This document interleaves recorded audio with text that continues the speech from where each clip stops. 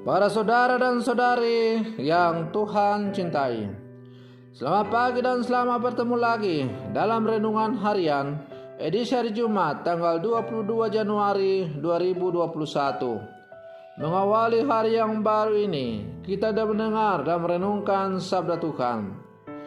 Marilah sebelum kita mendengar dan merenungkan sabda Tuhan, kita berdoa. Dalam nama Bapa dan Putra dan Roh Kudus. Amin.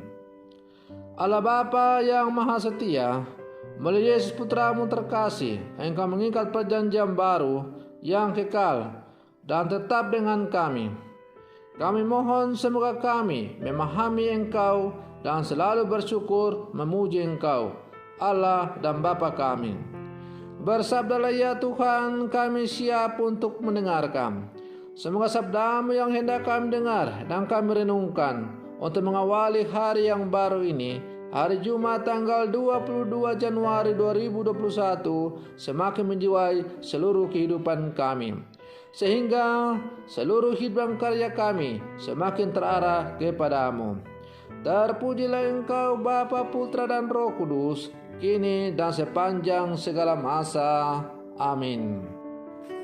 Para saudara dan saudari yang Tuhan cintai, sabda Tuhan yang hendak kita dengar dan kita renungkan untuk mengawali hari yang baru ini diambil dari Injil Markus pasal 3 ayat 13 sampai 19. Tuhan sertamu. Inilah Injil Tuhan kita Yesus Kristus menurut Santo Markus. Pada satu hari, Yesus naik ke atas bukit. Ia memanggil orang-orang yang dikehendakinya, dan mereka pun datang kepadanya. Ia menetapkan 12 orang untuk menyertai dia, dan untuk diutusnya memberitakan Injil, dan diberinya kuasa untuk mengusir setan.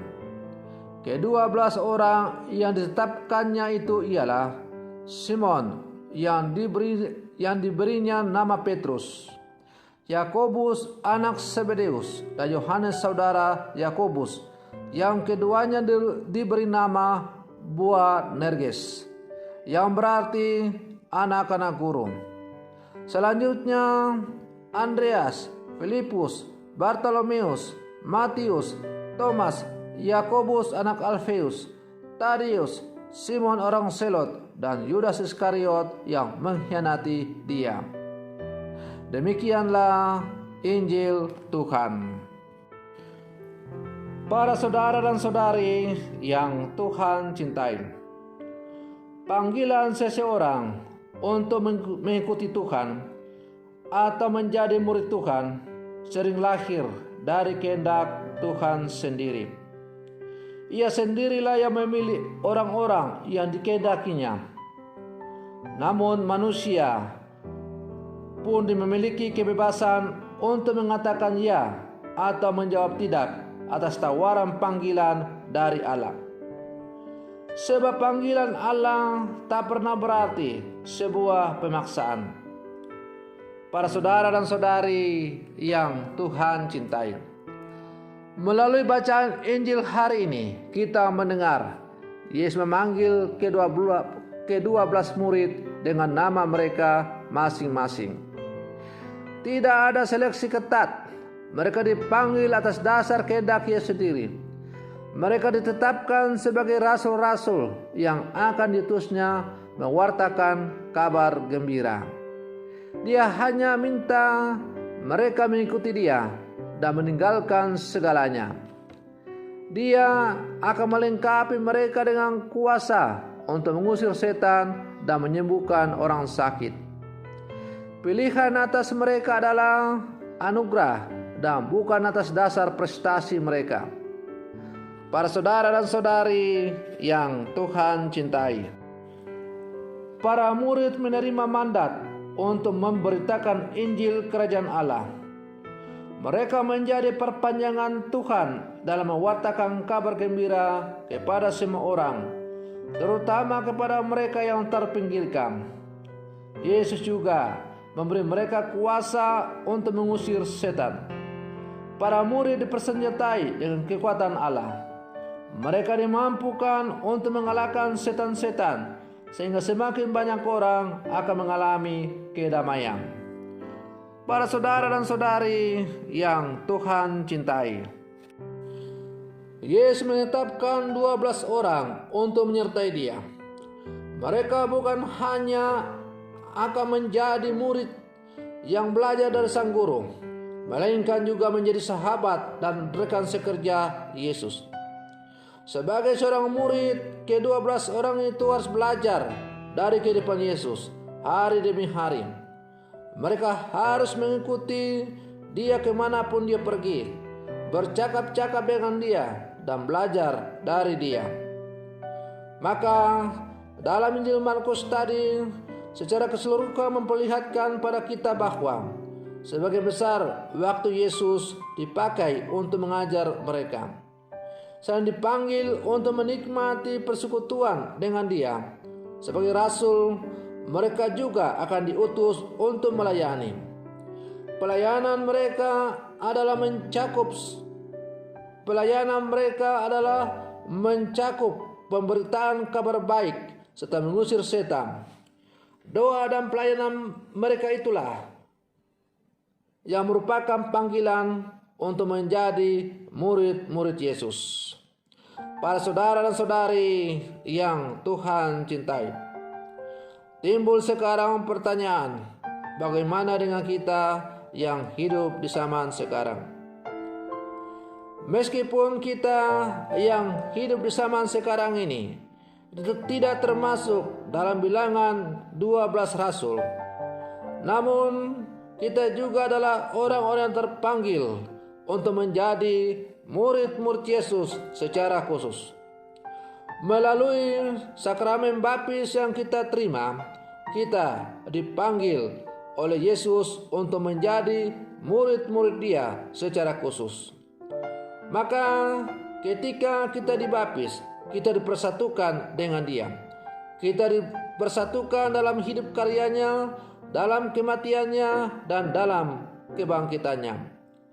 Maka dibaptis menjadi pengikut Yesus berarti kita siap untuk menjadi murid Yesus dan diutus dalam kehidupan kita untuk mewartakan Injil sebagaimana yang diajarkan oleh Yesus kepada kita.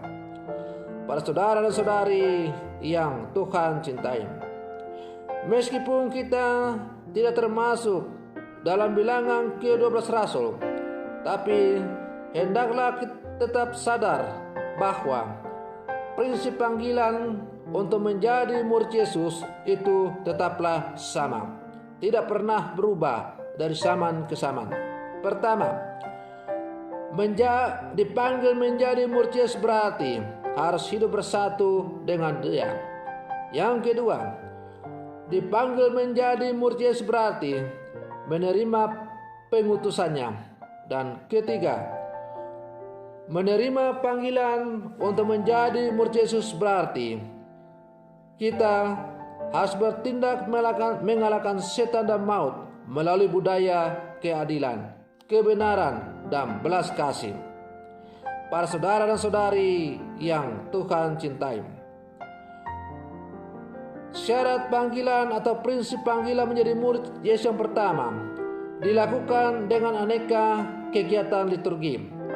Maka melalui kegiatan-kegiatan liturgi kita semakin bersatu dengan Yesus. Lalu bagaimana dengan prinsip yang kedua dan prinsip yang ketiga?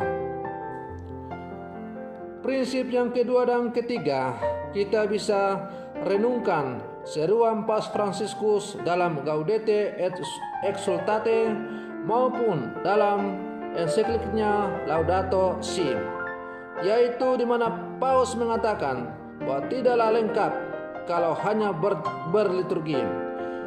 Harus dilanjutkan dengan bermisi serta terlibat mewujudkan kebaikan untuk rumah kita bersama.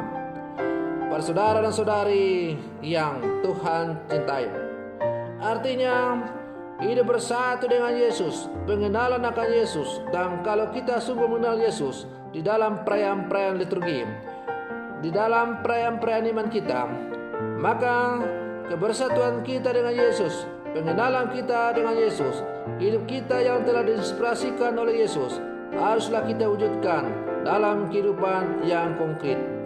Kehidupan yang konkret sebagai wadah tempat untuk kita mewujudkan pengenalan kita ke Yesus itu adalah melalui tugas dan panggilan kita masing-masing.